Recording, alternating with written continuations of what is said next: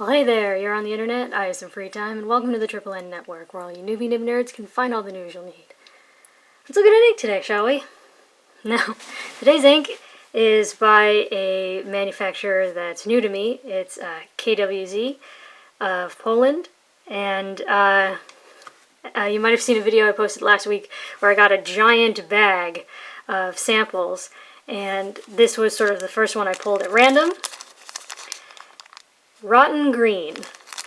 The name, when I saw it floating around in this giant stack of samples, was just too provocative to pass up.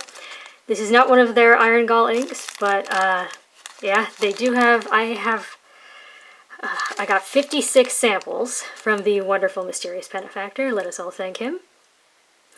And of those 56 samples, 20 of them are iron gall. I've already gotten through about 5 of them, so those will be coming up, but Rotten Green. Now, the two pens that I used were these. They're both Knox pens. This one is a Knox Aristotle, yep. And it's an extra fine. They don't mark their nibs, but yeah, can you see that? See how there's this separation between the feed and the nib? Every time I've tried to change the nibs in these pens, particularly with the smaller nibs, when I put a new nib in, I can't get the feed and the nib to meet up properly, so the only way these work is if they're pretty wet, so that will have some effects later on down the line. And then the other one is this Knox Plato with, I got sort of an expansion pack of nibs from X Fountain pens, and this one is an Oblique double broad, but it's kind of hard to find the oblique. In fact, it kind of feels like there isn't any oblique in it at all, but it's a double broad. So, yeah. Now, I thought I'd try and find some inks that I could compare this to. As you can probably tell, this is a very, very dark green. In fact, it is about as much of a black green as I've ever found. So, here's Rotten Green, and here's Sailor Gentle Miruai, which is also very dark, but still not quite as dark. And also this one, even on this paper, has a hazy red sheen. Noodler's Zhivago, which is, I think, kind of is supposed to be a black, but is mostly a green. And as you can see, Rotten Green is actually even darker. Diamine's Green Black, which is pretty dark, but looks very light compared to Rotten Green. Diatramentus Charles Dickens, which of course is not as dark, but something about the quality of this ink, the fact that it is a very deep gray, green, and then it has some woolliness to it, I thought that was kind of appropriate. And then Diatramentus Black Green, which looks almost laughable next to Rotten Green. So, yeah. Check out the Chroma... Oh, God, every week I forget my pointy thing. Oh, okay, yeah. This'll do. Okay, so chromatography. Now, I tested the chromatography in both pens, so I believe this is the extra fine and this is the double broad. But as you can see, there's really not a whole lot of difference in any of them. In the dry, I think you can see that the dot gets a bit darker as compared to the not dry ones, but that's really about it. So, yeah, it's interesting because there's this, it's pink. There's like this pink undertone, and then it goes into sort of a brown, like a light brown, and then there's almost a green, and then you get this bright blue up at the top. So it's a very interesting combination. Alrighty. Then I wanted to see what this ink could sort of hold up against. So here are a few tests. Here's water, which really broke it up, and in fact this ink was quite easy to clean out of those pens. Here's hydrogen peroxide, which also broke it up a good deal. Ammonia pen flush, which really broke it up. I mean, like here you can still sort of see different colors sort of separating, but this one they all sort of mushed together. And then 1/3 bleach solution turned it blue. And it stayed blue, and the blue doesn't really wash away. So I would, since this cleans out just fine with water, I would not recommend trying to clean it out with bleach unnecessarily. So, yeah. Paper test. Top down in density, Clairefontaine, 90 grams per square meter. Now, this was the first time I had used this quote-unquote oblique double broad in the Play-Doh, and it was pretty broad. It was pretty wet. So yeah, you can definitely see a significant difference in line width. Yeah. Now the extra fine took 12 seconds. The oblique double broad took 15.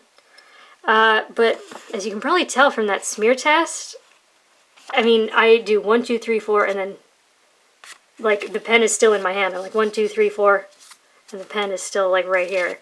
And as you can probably tell from that, not much smearing, and from this woolly texture, and not a lot of shading. There's essentially no shading in here. We're gonna have some problems. Now, despite there being a very bright light moving in this direction, you see that? Now, this is the oblique double broad, but that isn't.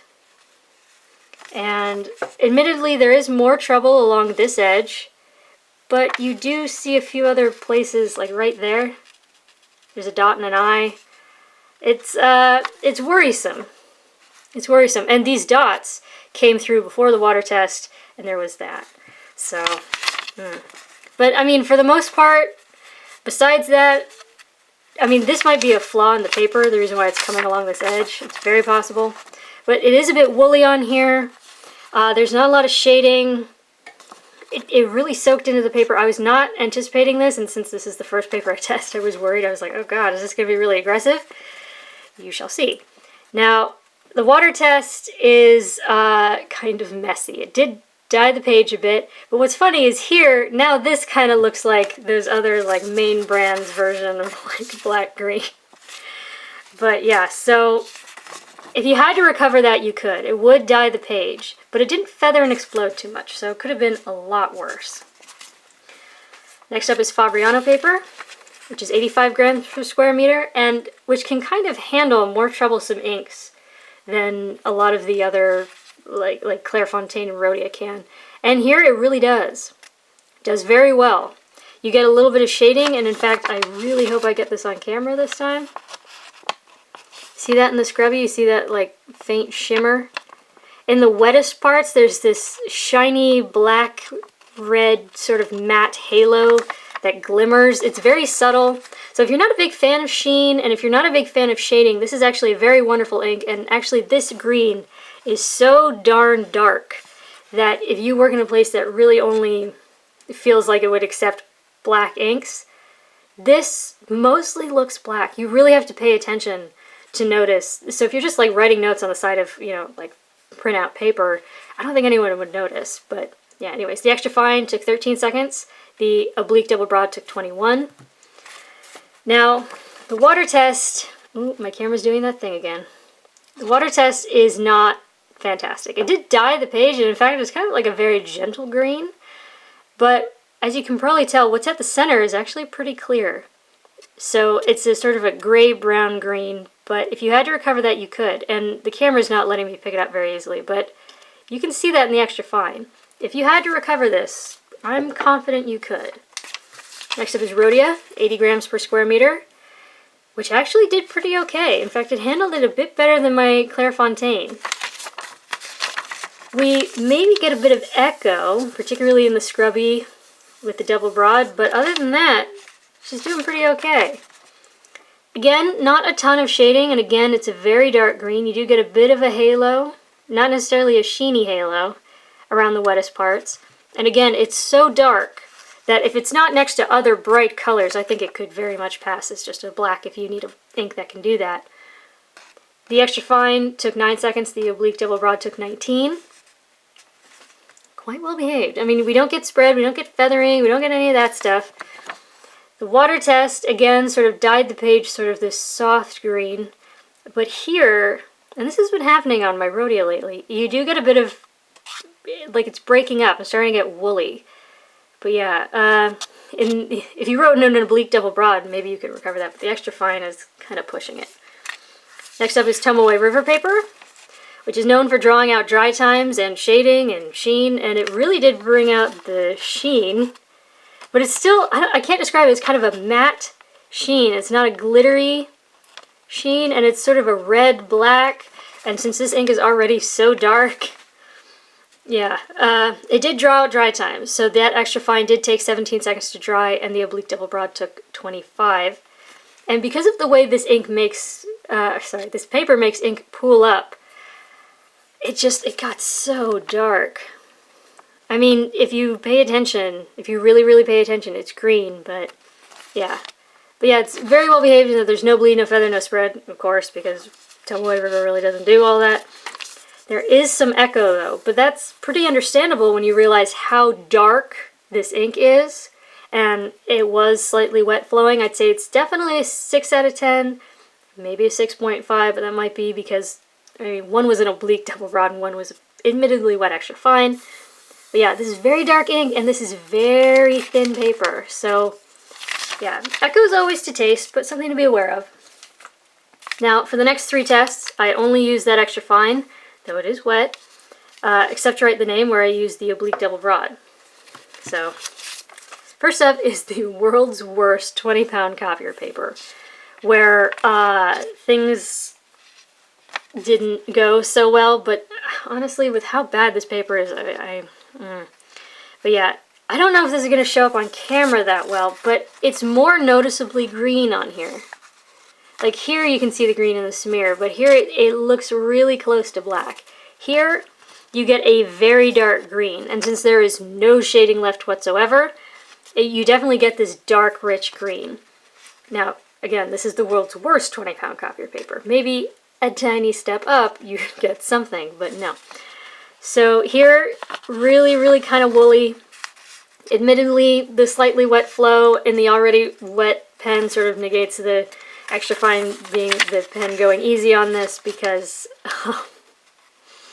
yeah, there's a lot of bleeding. There's a lot of bleeding. But again, this is the world's worst 20-pound copier paper. Chances are you have something better than this. Now, there is feathering. I'm going to bring this in. Hopefully you can see some of that.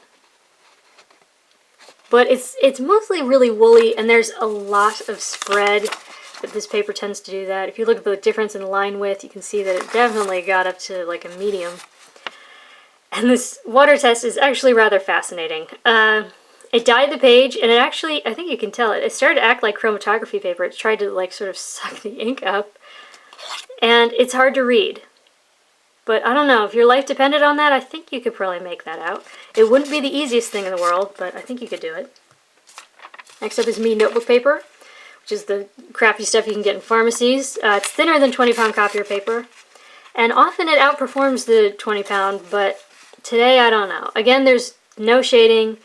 You definitely get a deep, rich green color. You don't get that unthinkingly passable for a black ink. Took 1.5 seconds to dry instead of 2.5. I don't know if I can call this feathering so much as just an intense woolliness. I'll leave that up to you. Let me know in the comments down below.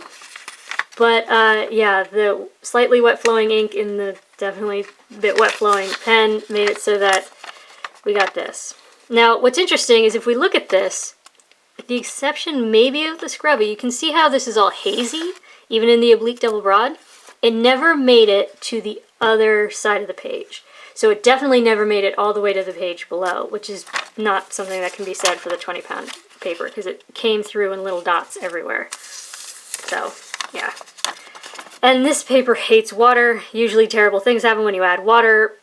And that's kind of what happened here. It definitely dyed the page, but because these more absorbent papers tend to sort of suck the ink in, make it harder to wash out, you do have some stuff that remains. Depends on how motivated you are, but it's possible that you might be able to recover that. Now, lastly is Moleskine notebook paper, which I hate. This stuff is practically the bane of my existence. I'm contemplating no longer testing it. Leave your opinions in the comments down below. But yeah, here it took 2 seconds to dry, and here it once again got extremely dark, and I hope this will show up on camera, particularly in the scrubby. Do you see that? See how like woolly, like wet wool that got? And it's really feathery. It's just, it's hideous looking. It's really, really ugly looking. And this rendered onto the page below in several areas, and mostly in these little tiny dots that made it all the way through. It came through there. It did come through in a spot or two there. Granted, that is the oblique double broad, but it came through in a bunch of places there. Now, granted, maybe if you had a Japanese fine or extra fine or one that was dry writing, maybe you wouldn't get these results, but just judging by this texture, I'm theorizing that this ink just doesn't play well with this paper. This water test is kind of amazing. Actually, what's funny is the camera is actually clearing that up a lot. As I'm looking from like screen to paper, I'm like, huh, so that's what that is. That's kind of hilarious. Anyways, as you can see, it just made a mess at the bottom. The feathers and the explosion, I mean, I feel like I'm wearing an old pair of glasses that isn't adjusted properly. I mean, oh, that's kind of painful to look at. But yeah, so not so great with the water. Okay, so there you go. Our first ink from K.W.Z, Rotten Green. I kind of get the name. It's a green with some brown. It's definitely dark. This might be one of the darkest non-straight black inks that I have ever encountered. If you want something that's fun but can like pass as a black ink, this one is really nice, and it's very subtle in its shading. So if you're not a huge fan of shading, definitely look into it. Yeah, it is. In my experience, it was a bit wet, slightly wet flowing. Cheaper papers didn't seem to agree with it too much, but again, that extra fine was a little bit. It was wet, so. Yeah, anyways, for your consideration from the Triple N Network, if you liked the video, please give it a thumbs up. If you'd like to see more, please subscribe to the channel. And thanks for watching. Bye.